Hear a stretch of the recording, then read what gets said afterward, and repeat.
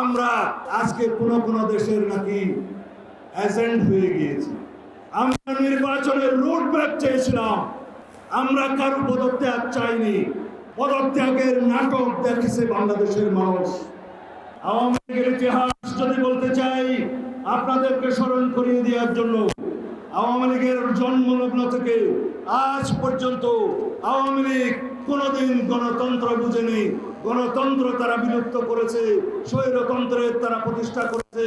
তারা বাংলাদেশের হত্যা যজ্ঞের রাজনীতি করেছে, কখনো রক্ষী বাহিনীর মাধ্যমে, কখনো রাষ্ট্রীয় সন্ত্রাসের মাধ্যমে, কখনো ছাত্রলীগ যুবলীগের মাধ্যমে।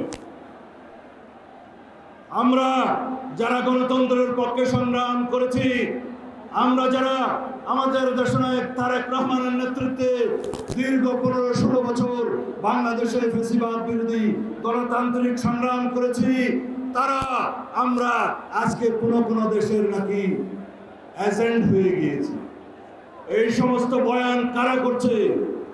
যারা আমাদের বক্তব্য মনে করে এদেশের গণতন্ত্রের পক্ষে কথা, যারা মনে করে আমরা এদেশের স্বাধীনতা সার্বভৌমত্ব রক্ষা করার পক্ষে কথা বলছি, তারা মনে করে তার বিরুদ্ধে। আমরা বুঝি এই দেশে পরস্পরের মধ্যে বিভেদ সৃষ্টির মধ্য দিয়ে ফ্যাসিবাদী শক্তি নতুন করে আবার পায়তারা করছে এদের মাধ্যমে বাংলাদেশে প্রবেশ করার জন্য। আমরা নির্বাচনের রুট ম্যাপ চেয়েছিলাম, আমরা কারো পদত্যাগ চাইনি। পদত্যাগের নাটক দেখেছে বাংলাদেশের মানুষ। আমরা সুস্পষ্ট জাতীয় সংসদ নির্বাচনের জন্য অতি অবশ্যই ডিসেম্বরের মধ্যে একটি রুট ম্যাপ চেয়েছি। আমরা গণতান্ত্রিক অধিকারের জন্য যদি কথা বলি, সেটা যদি আমাদের অপরাধ হয়, সেই অপরাধ আমরা বারংবার করতে পারব। আমরা আশা করি এই সরকার আইনের শাসন প্রতিষ্ঠা করবে, আদালতের রায় কার্যকরের মধ্য দিয়ে ইশরাক হোসেনের শপথ পাঠ করাবে। এই সরকার নির্বাচনের জন্য রোড ম্যাপ প্রদান করবে।